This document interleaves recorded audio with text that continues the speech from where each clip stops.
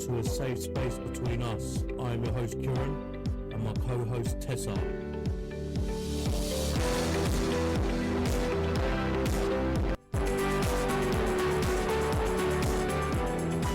This is your safe space. There is no judging here. We care. You're not alone. We will support you and help you. This is your channel too. Enjoy.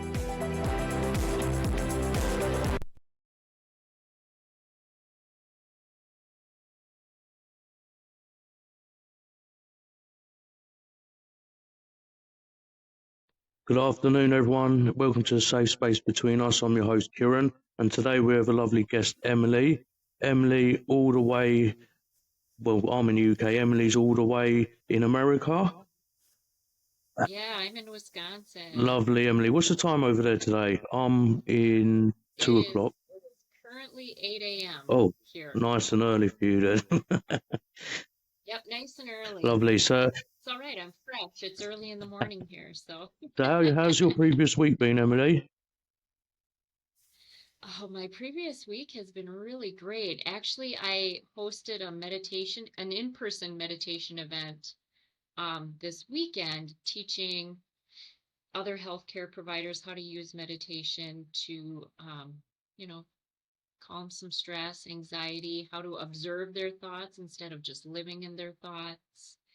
And it was really great. It was a really moving experience and event. I just loved hosting Yeah, that. lovely. That sounds great. Hopefully we can talk more about what you do and the meditation, the yoga and stuff like that.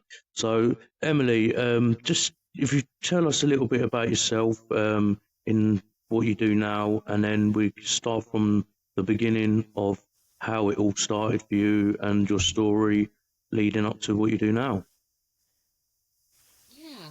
So I am degreed. I am a speech language pathologist and I work in home health. Um, I still work in home health currently. I do that very part-time, but I'm also a yoga instructor and meditation teacher. And I started my Abundant Wellness with Emily coaching program because it was during the pandemic. Uh, my I was watching my coworkers who have beautiful hearts and love everybody, and they were struggling emotionally, struggling with how to handle, the job, the demands of our Yeah, profession, patients, families, and then there's COVID on top of all of that with all of these unknowns, and they were just struggling. And I just had this revelation one day. It's like, you know what? I know all of these other things, like how to use yoga and use your breath work and meditation and how to observe your thoughts. Why am I not teaching this to my peers to help them? And that's where this kind of all began, this abundant wellness with lovely. Emily. So you mentioned COVID and stuff like that. Before Yeah, it's going to come up Yeah, no matter okay. what. Yeah, of course, it's coming up and everywhere. But before Yeah. COVID and anything, during your like younger days and coming up, leading up to this moment, did you go through any stages of where you had struggles of mental health, and you didn't know where to turn to? Just talk to us a little bit about the background there, if you had any support and Absolutely. yeah, and what kind of Absolutely. things you went through. Yeah. So people don't know this about speech pathology, but it's also a very high burnout rate. A lot of people leave the field. Yeah, And most people leave the field, whether it's in schools or education or whether it's in medical, within 3 to 5 years after graduating. Most people just leave the profession. Um, because it is high burnout. I mean, I sometimes have to tell families that their loved one is never going to be able to eat and drink again, and maybe they need to consider hospice care. Um, you know, also dealing with strokes and people who can't talk and they may never talk again, but yet they're so resistant to having a computer talk for them. They just want to speak. And I have to tell them, like, that might not be an option anymore. And that weighs a lot on your heart. Like, go into this profession wanting to help people, and sometimes you can't fix everyone, and Exactly. that's a hard pill to swallow sometimes. How do you cope with that then? Like for yourself, like obviously being at home after dealing with having these conversations and stuff. How do you? What kind of care are you having for yourself to be able to cope with that? Coping with other people's stress and worries and stuff like that. It took me a long time to really realize this. It took me a really long time to realize that you can't help everyone. You can't fix everyone. You go every day, you do your best, you educate the best you can, you provide the best treatment that you can, but you cannot fix everyone. Yeah, And I need to start realizing yeah, that a bit. I'm not I'm not a professional, but recently with the safe space between us, it has exploded a bit where we have get seeking a lot of people seeking support and help, and sometimes I'm not even I'm going to bed at 5 o'clock in the morning just trying to get people that help out there. But yeah, it's a struggle sometimes though, as you say, because you just want to help. So, but for yourself though, yeah. at the start, before you realised that, listen, I can't help everyone, how did you how what was things like you personally? Was you bringing stuff home? Was you stressing about it? Was you Oh, well, absolutely. I was bringing it home. I would either cry at the end of the day. I'd have a good yeah. cry. Sometimes I'd wake up in the middle of the night crying. Um, Sometimes it got taken out on my family. Um, and my husband, who's very supportive and very loving, sometimes he was the dog who got kicked Mm, in order to kind of explain it. Uh, Not the best example, but I would take it out on him and he didn't deserve that. But I also, you know, in America, we have what we call HIPAA, which is a privacy act, and I can't share a lot of those things with him. So I felt like I had nowhere to go and I had no one I could turn to. And that's another reason why I started my business, is so that healthcare professionals have someone that they can go to. Because I could go to my coworkers, and all it is we just complain, complain, complain, yeah, complain. But I wanted to start this so that people could flip that view yeah. It's of just what it's like. Instead of I really feel for like all the professionals, like the nurses, doctors, because I've spoken to quite a few in recent weeks, and every single one of them is I love it that they care for our children, like our health and stuff like that. But it's so worrying that who's actually caring for them. Because as you said, you bring stuff home, take it on your husband, and things like that. Um, so let's talk about what you do now and how you support people and what kind of things are useful for people out there, maybe listeners out there, nurses, doctors, etc., that could really help people.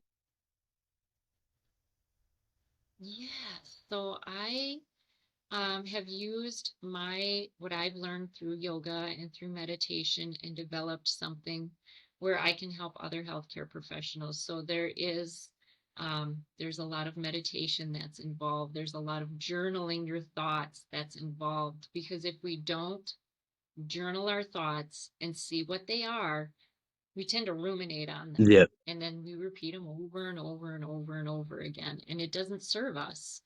Um, I also offer coaching support for people to have a place to, I don't want unload, but also flip their view and flip their thoughts so that it's more positive and empowering. Okay, Because that sounds healthcare is brilliant. a hard place to be Yeah, sometimes. so do you get a lot of like I'm guessing you get a lot of nurses, doctors coming to you, and as you said, what you done last week sounded amazing about how you was helping others. Um, what is, if you can share, what is the toughest story or toughest moment you've had of taking someone's information in and then supporting them, but how did it make you feel, obviously, hearing their stories? You must hear so much, and it must take a lot on you as well. But how do you get around of, right, I need to focus on giving them the support. I can't dwell on the emotion side of it. That must be really tough. Yeah, it is because there's a lot of guilt. Yeah. There is a lot of guilt.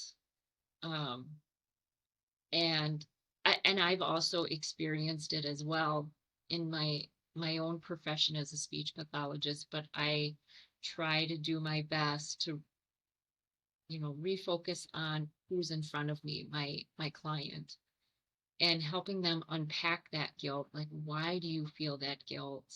Where did this come from? But how can we change it? How can we reverse that thought so that it's more empowering, so that you're not living in that guilt? Yeah, that's just really tough to like get your head around to. But it's really well done to you though that you've managed to change the way of how to deal with it personally. So during COVID, obviously that must have been really tough for a lot of people, especially nurses, Yeah. doctors, people losing people, seeing a lot of people passing away. That must have been really tough for you and for all the professions out there. How was that for obviously you showing your support for these people, but also how did you manage to deal with so many people coming to you and offering your services and support? Because you must have heard of so many people seeing so many people passing away and stuff. And another thing to add to that, obviously during COVID here in the UK, I'm not sure if in America done it.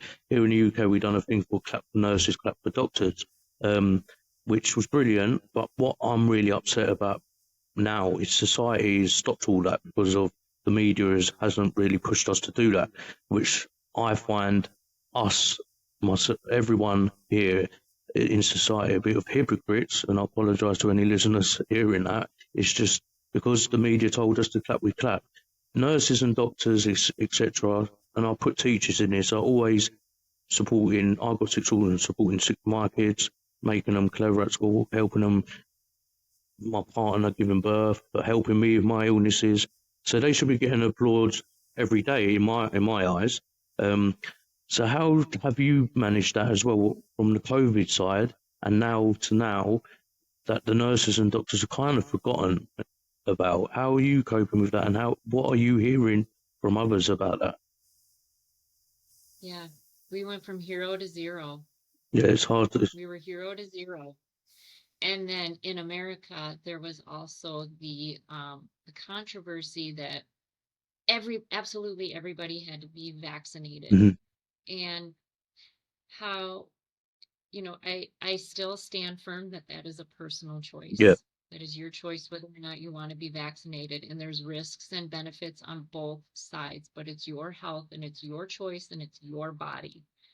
Um, and that really divided a lot of people as well. So not only did it divide everyday Americans, but then it divided the healthcare community as of well. course. Um, but we need a place to come together. We need to come together if we're going to serve our patients. Exactly. We need to take care of ourselves if we're going to help our patients. You cannot pour from an empty cup. So with me being so during COVID, so say I was a nurse or a doctor, and obviously just say I was against the vaccine, you was with the vaccine. Let's just say that. But obviously our main goal is to save people, regardless of your views and my views. Um, so what would you have done and said to these people during COVID that obviously we need to put aside our opinions of vaccine, whatever, we need to save lives, hospitals overflowing and stuff like that. Um, how would people cope? Obviously, seeing people pass away, seeing people ill, what kind of strategies and tools would you have gave and still give now um, to people out there of how to cope in their self and self caring? So, what are the main tools you kind of like advocate? Yeah, that's a really great question. That is a great question. I do believe in the afterlife. And so I do believe that when that person dies, that they are going to heaven Hmm. and they're experiencing something absolutely beautiful. And that's if you believe in the afterlife and you are spiritual. For for those who do not, um, coming to terms, knowing that, and this is for everybody also as well, is knowing that you did everything that you could to save that life if that's what they wanted. Did they want extraordinary measures to save their life, to live on? And that could be anything from feeding tubes, IVs, you know, resuscitating. And some people are, in America, we have a do not resuscitate or a DNR, and that's your personal choice, and you respect that. Um, and in the moment strategy is just taking 6 deep breaths. It literally takes about 30 seconds for you to take 6 deep breaths, and then you go to your next patient. Another thing, because hand hygiene is so important. Yeah. When you do wash your hands before patient care, just really focusing on your hands and how you wash your hands and making sure you're being immersed in how you wash your hands, rinse your hands, dry your hands. It seems so silly, but it's so simple. It's a great way for you to just get in the moment, be present, so that you can serve that next patient. No, I can relate to that. I'm not a doctor or nurse, but with the hand washing and stuff, I find that the moment of where I can take my breaths, ready to maybe it's the next podcast or ready for the next chat with someone or kid activity, I find that quite useful. But with the hands kind of thing, the washing, I know nurses, doctors, professionals are still doing that, but like obviously it was worldwide, make sure the basics, wash your hands, the basics of hygiene, which people should really be doing anyway. But I don't hear about that anymore.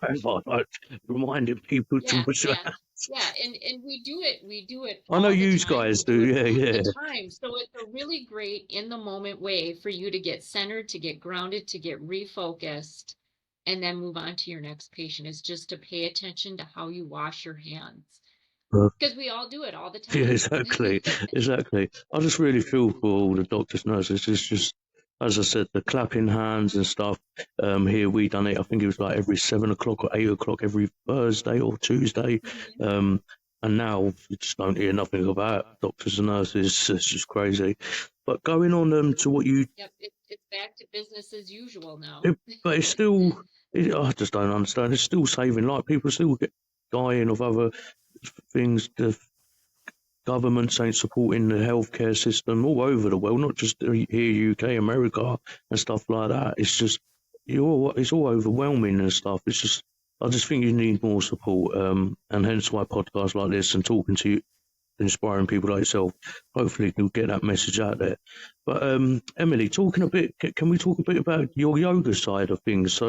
Um, so what kind of like I've never done yoga. I've always been interested in it. I've always been told yoga would help me. I've never really tried it. So what does yoga do for like the doctors, the nurses, but also the people like myself, stress, anxiety, depression, PTSD? What kind of things can it help with doing yoga? Yeah, so yoga means union, and the reason why it's union is because you're connecting your body, your mind, and your breath when you move through yoga postures. And I teach 2 different styles. I teach a vinyasa style and I teach a yin style, which is more mat based and grounded. Vinyasa is like where you have fast pace, moving from posture to posture quickly. Um, but it really connects you to your breath. Inhale, raise your hands high, exhale, bring them back behind you. And that's something that we don't do a whole lot in our fast-paced world, is really connecting to our breath. Yeah, And it's so important because our breath in yoga and in the real world, our breath is our life force. If you're not breathing, you're not alive. exactly. So yoga has really taught, and I teach people how to take a really, truly good deep breath. Um, and also when you're moving through these postures, you don't have time to think about the grocery list and your to-do list, and that you've got to pick up the kids by 5 o'clock and that you got to run them to this activity. You really get in the moment and you're in your body on your mat. Okay, wow. So you can quiet the mind, you can move your body, you connect to your breath. And In America, it's really popular because it's a form of exercise. And we know there's tons of benefits for exercise. But I try to teach my classes or my YouTube videos of connecting your mind, your body, and your breath. Okay, so if say for myself or any listener out there wanted to do this, do you do it online? Is this an online thing we can join in with, or is it in person? How does it work if we wanted to come to you? Yeah, yeah. So I have a YouTube channel, Abundant Wellness with Emily, where I have some of my yoga practices. If the weather ever gets nice again, I'm going to go outside and record more.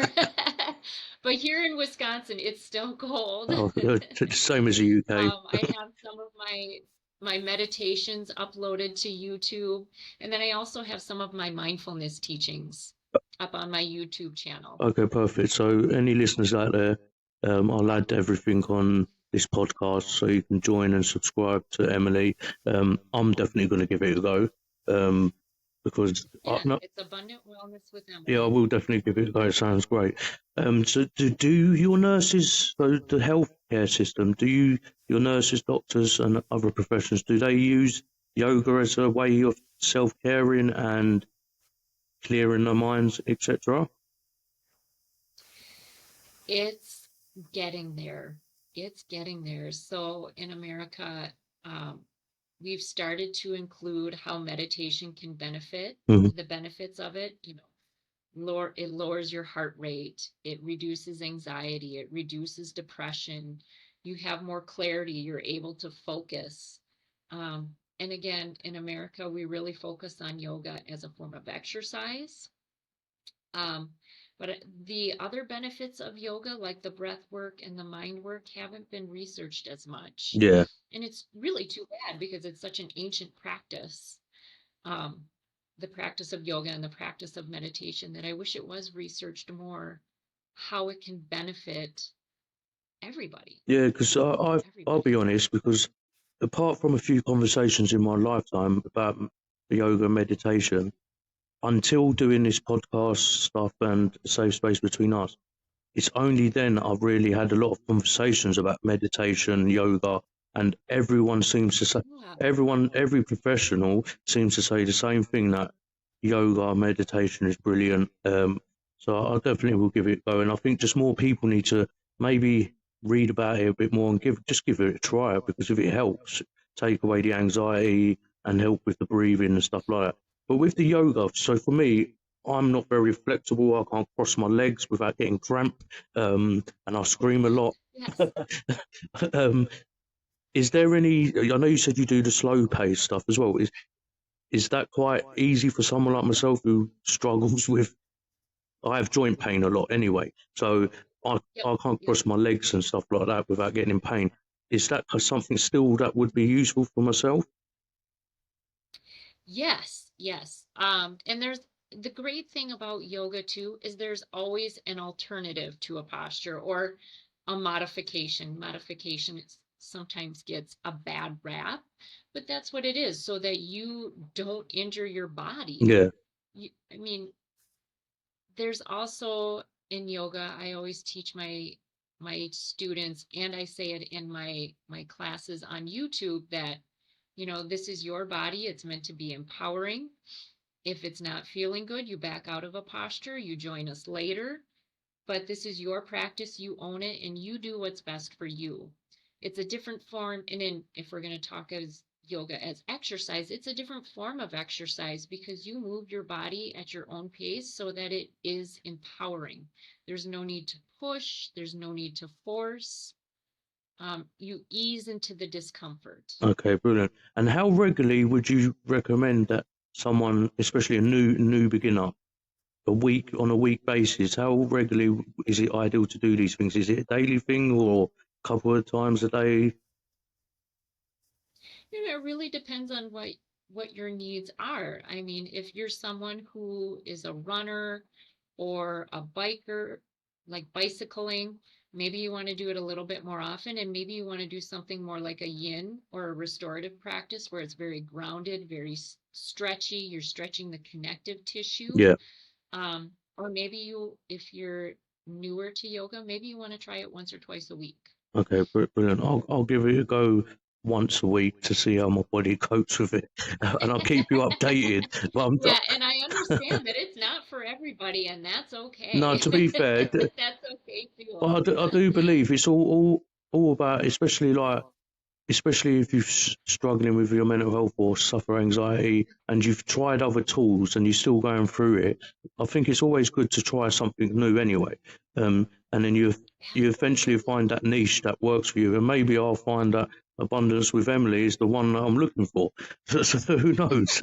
You never know. So just talk. Yeah. Moving on from the yoga, just talking about, and I'm just going to struggle with this word, so I apologise. That's why I'm looking at my screen. I'm really going to. I've been practicing it. So obviously you've done the speech pathologist. I said that right? Speech Yeah, pathology. Yep. yeah. So if we can just move on to talk about a bit like that. So what does that mean? What kind of speech is that? First of all. So as a speech pathologist, now I work in the medical setting, Hmm. and I particularly work in home health. So the overall goal of home health is to keep a patient in their home as independent and safe as possible for as long as possible. Okay. So tend to see a lot of patients who have difficulties swallowing and eating. I tend to see a lot of patients after a stroke who have a hard time with language, like forming a sentence correctly or maybe understanding questions. That's called aphasia. Yeah. I also see patients who maybe after a stroke or a brain injury, they can't form the words correctly. So maybe their speech is really slurred, or they try to say something and it comes out completely Yeah. different. Um, So that's dysarthria or apraxia. I see a lot of patients with that. Typical diagnosis or voice. Hmm. so is there I see a different lot of patients for is there different like tools you for each? Obviously, you've mentioned like people who've had strokes, people who struggle swallowing. I'm guessing there's loads of different tools, or is it similar tools for each one of how they can progress? So for swallowing is very different than, say, if I'm working with language, speech, voice. I also work a lot with cognition, like memory, making decisions, decision making, attention. I have this big umbrella in my practice in speech pathology. So swallowing is a very different set of tools that I use. So there's diet modification. There's different ways for them to swallow. Like, for example, if I were to take my cup of tea here, Emily, speech therapy, I can take a sip, tuck my chin to my chest, and swallow. And for some people, they can swallow correctly without coughing or choking. By just doing that technique, yeah? Yeah, sometimes that helps people, and sometimes they need more intervention than that. Okay. No, Um, that's good to know because obviously I've seen people who struggle, and sometimes I do when I've got an illness called sarcoidosis that from my lymph nodes, I've had lumps from my lymph nodes going to my bones and stuff. And sometimes I struggle with the likes of drinking tea and swallowing, so I'm going to give that a go. But also, I've seen people with strokes and stuff like that, so it's just nice to know that there are people out there like yourself um, that are there to help these people. Because sometimes here in the UK as well, when people have had strokes and stuff, sometimes family members or that person don't know where to start, who can help them, who to support. Absolutely. So it's really Absolutely. really inspiring and good to know that there is that help for them people as well out there. So thank you for telling me exactly what that meant, and I hope I got that saying it right. So moving on just slightly, so let's talk about what your day to day is like now. Obviously, you do all this stuff. How are you coping? How are you coping? Like obviously diaries and stuff like that are useful. How do you cope with all these different aspects of qualifications of knowing how to help in all different sectors or departments with the swallowing, with the yoga? How are you coping with that yourself, of having that schedule week in, week out? Week in, week out. So this week, like I know that I've got a really jam-packed week, but I know that it's just a week Okay. and that the next week might not be so jam-packed. And you know what? I can also reflect on that last week was quite a nice, easy, slow week for me. And I just enjoyed every moment that it was slow. So we always have, and I struggle with this, we think life needs to be balanced, perfectly even, and that's just not life. Yeah, That's cool. not life. So we set ourselves up for a little bit of failure when we think everything's got to be balanced. I have work-life balance, but you don't. You can have work-life flow. You can have work-life harmony or work-life pace. Um, but it's never going to be equally balanced. So you just kind of have to learn to literally go with the flow. No, And that's what I keep at the forefront of my mind. It's like, okay, this week is busy, but you know what? Next week might not be as busy. it's great mindset to have, because obviously some people just like, oh, panic, we're busy, busy, busy, as I do sometimes. Yes, Um, yes. like last week, for example, Don't we all? last week was the opposite. I feel I had a bad week last week. I was really busy, really proactive, helping support people, recording podcasts, etc. Um, but then come yesterday, it just all hit me like I just felt overwhelmed. Um, Hearing people's stories, I just thought, whoa, I want to help everyone. Strained today, blah blah blah. But having that kind of mindset is really good mindset to have. So well done. Um, I just want to say as well, though, also that the world is kind of lucky to have people like yourself who not just focuses on the one item, but you're kind of helping quite a different sector of people, like the strokes, the swallowing. They're all different people. So I want to say on behalf of myself and hopefully all the listeners, very well done, because it just sounds like you're out there. You seem like you're managing it well in most days and stuff. Just just give me an idea though of your opinion on in America and your views on mental health. I believe here in the UK the stigma around mental health is the worst it's ever been. Um, there's a lot of Yes. judgmental people, maybe because they need educating. I don't think councils, governments, and stuff like that do any favours. What's your view and opinion from where you are on that kind of topic? We struggle with it here too. And we are also very divided as well in mental health. There's those that think that if my external world changes, then I'm going to be perfectly fine and everything is going to be right with the world. But that's not realistic. And then there's other people who think, well, you just have to push through it and push through it and push through it, and that's not always okay either. However, if we don't learn how to communicate and listen to each other, we don't have to agree. We don't have to agree. But if we just learn to listen to each other and why this person feels this way and why this person feels this way, and maybe agree to disagree, then maybe there wouldn't be so much stigma around mental health. And it's also really hard in America to find a therapist. In fact, I have a current client who is a mental health therapist, um, and she struggles with the guilt too, But like so many of it's us. just not her fault though, because of the waiting list and because of the Hmm. amount of not Yes. not support you don't get. And I agree with you. You don't have to agree. Everyone's entitled to their views and opinion, but I just feel that people need to learn to talk. People need to understand that if people are hiding things, the emotions and what they're feeling inside, it's just going to make that person worse, suicidal and stuff like Hmm. that.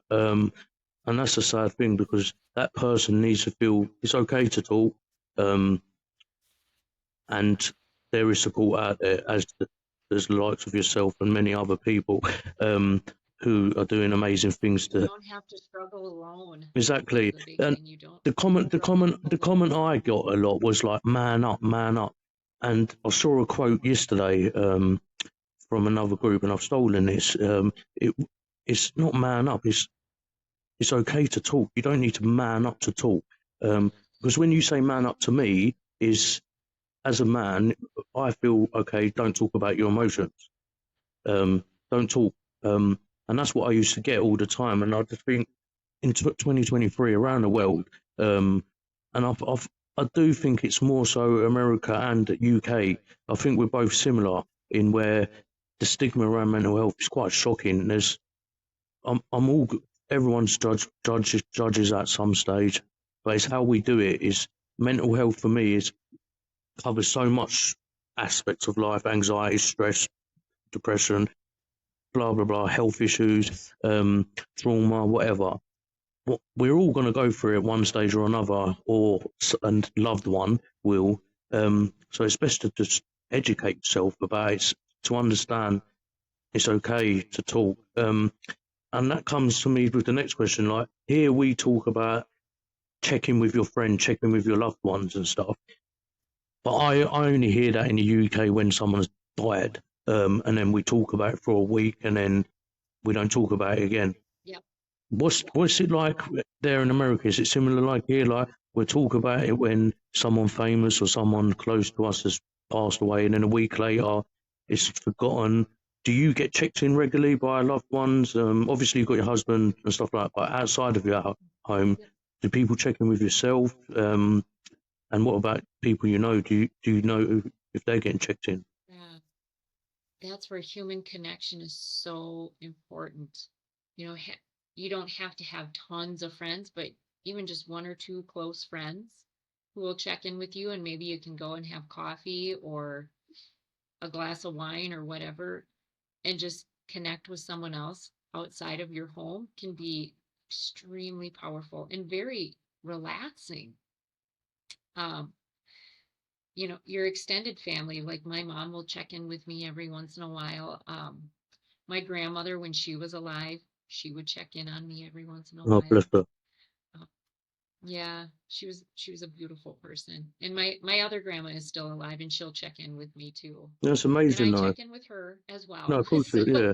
No, that's amazing though. That even like you're getting your grandmother right and stuff like that checking in is because for me here, I never got really my family checking in with me, um, and I don't blame anyone for my dark place I went in, but I just think it may have helped, it may have not, but I just find it yeah, the stigma around mental health is just a major issue around the world, which the likes of myself, the likes of yourself, and any other professionals I've had, it's just great to have this being able to communicate with each other across the world and discuss these topics so listeners out there can kind of realise one, it's okay to talk, and two, if anyone doesn't understand mental health, listen to these podcasts. You'll learn something. You'll learn something from Abundant Wellness with Emily. You'll understand with the next one. It don't have to be here. It could be anywhere. Um, but just please try and check in with people regularly. It really upsets me a bit because I don't think enough of it's done. yes. Should, And it's okay to say, I need some help. yeah, 100%. It's okay to say, I need help. 100%, and you're not. You shouldn't be made to feel dirty, ashamed, embarrassed about it. You should be proud, if anything. Just that's. I think that's Yes. the hardest step. Saying I need help because you realise that oh my god, I do need help, and I have to say I've spoke to some inspiring, amazing people over the time, and I think you should be proud of yourself. And there's, like I said, abundance with Emily, YouTube channels you can watch and stuff that could help. But Emily, I want to leave the floor with you. Can just talk to us about anything and everything about your journey, about what you do now, what you think is important for listeners to know, what you do, and anything else you think's relevant to this conversation. The floor's over to you. Yeah. So I really focus a lot on empowerment, whether it's empowering you to live your authentic self, empowering you to um, take that dream vacation. There's so much out there if you have the confidence and you live in authenticity and alignment with yourself that you can make all of these things happen. So I do focus a lot on healthcare providers because we have felt so crushed for the last few years. It's been hard. But that's who I relate to the most. And this weekend, I've had some people share with me at my meditation event, Meditation Made Easy, share some really painful things, whether it was from childhood or from their work, and they were living with it. but you don't have to live with it. You can release it, you can learn from it and grow from it, but then you can go on to help others. And that was empowering for a lot of my attendees when we reversed that thought that you can let it go, you can learn from it, and you can use it to help others. Well, that's amazing. It's just I'm so happy to know that someone like yourself is out there actually helping the healthcare system, the health carers, the doctors and nurses, because I see it here in the UK. Not much is getting done to support those who are Yeah. making me live. We're given in America, we're given a 1-800 number that we can call if we need someone to talk to. And then there was a time where I did call it and I was put on hold. Oh, wow. I just needed someone to talk to and I was put on hold. So, Yeah, I won't even say what I think of that. But it's like here though, it's we get. I've heard teachers, nurses, doctors. The only thing they get is once a week or once every month they get a checklist email to say, "Do you feel suicide? Yes or no? Do you? yep. Yeah. Have you got COVID symptoms?" It's like, what are you talking about? Maybe someone needs to actually. Where's the welfare of someone having seen 6 people pass away today before they leave that hospital to go home? There should be someone there to go to them and say, listen, let's sit down, have a cup of tea, cup of coffee, or go for a little walk. Just tell us our day and try and Yeah. inspire them again. Yeah. But that's not happening. People, the nurses, doctors, doing a job, seeing people pass away, maybe feeling guilt because they're not being able to save that person or baby or whatever it is, and then going home, getting a jacket and leaving to go home. I just think that's disgusting with the system in general worldwide. But again, in my view, it comes down to governments and stuff. And that's just my opinion. It comes to governments and stuff because they think priority is elsewhere. When the healthcare system is, without the healthcare system, a lot of us wouldn't be here today, including myself, Yeah. my children. And in America, so many of us like we don't get a lunch break. We don't get a Yeah, lunch it's the break. same here. It's just disgusting. A half an hour to sit down, eat your lunch, get away from the floor, get away from your charting, just step away from the job to collect yourself, to care for yourself, literally, so that you can eat and have energy to go back to care for your patients. I mean, so many of us don't get a lunch break. It's just so bad, and there's the same thing here as well. But the problem I'm finding again, it comes back to the stigma around it. Is talking about this conversation is I think it's major. It's the stigma around mental health and supporting the healthcare system and teachers and stuff like that. But I kind of put the teachers in the same bracket because without the teachers, I wouldn't have been educated. My kids wouldn't have been educated. They're Yeah. they're basically safeguarding my children today while I'm talking to you, and I appreciate it. And like my two of my children got autism and stuff. And if it weren't for the schools catching it quite quick, we could be sitting here for a long, long time without knowing. And I just think Mhm. it's just really sad, really, because you do. I don't know what I used to do, an office job. I'm taking an hour or 2 hour lunch break, but then there's poor people like yourselves who and nurses, doctors who are not even getting a lunch break, and just that little break to use to clear your mind, getting ready to give that Yeah. to be fair as well, is just so you can give that best care for your next patient as well. I believe anyway. Yeah. It's just really shocking, and I'm really sorry you like everyone out there around the world, nurses, doctors, teachers have to go through that. It's just really shocking. But I'm actually in a process here in the UK. I'm typing a letter to our government about this kind of thing because not that they'll take notice of it, but all I can do is try. Um, all I, All you can do is yeah, try, all you can do speak is your piece, yeah, and let it go, no, right? yeah. I just believe more needs to be done about it. You see people protesting around here in the UK about anything and everything, but I don't see protesting about supporting the nurses and doctors and teachers more. It's just crazy. I just think life's turned Yes. crazy sometimes. Um, Yeah. so Yeah. I agree. what I want to lastly mention is, so you mentioned writing down journals and stuff like that. Why is that so important for everyone to use? And also, what other tools just to normal people out here and nurses, but to everyone in general, what other tools that are day to day are good to use and do to keep your mind a bit better, positive than negative? Yeah, so for me, when I'm in a really rough place and I'm having a bad day and I've got those thoughts just going over and over in my head of how bad of a day it is, um, I either ask myself, is it really a bad day or was it just a bad 5 minutes that I'm milking out and that I've worked at over the years? And I've gotten really good at flipping it. But one thing that I do also is if it really is a bad day, I might write about it and I write in my journal and I actually keep a journal in my car. If I get an if I get a 5 minutes between patients, I will journal out in my car. Excuse me, I'm losing my own That's voice right. here. Um, and once I've gotten all my negative thoughts out on my piece of paper, I will reread it and see, was it really, maybe this really wasn't that bad. And I have that realization that, you know what, it really wasn't that bad.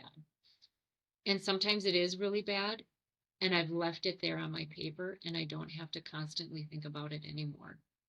Right. So that's one of those are the three ways that journaling has really helped me.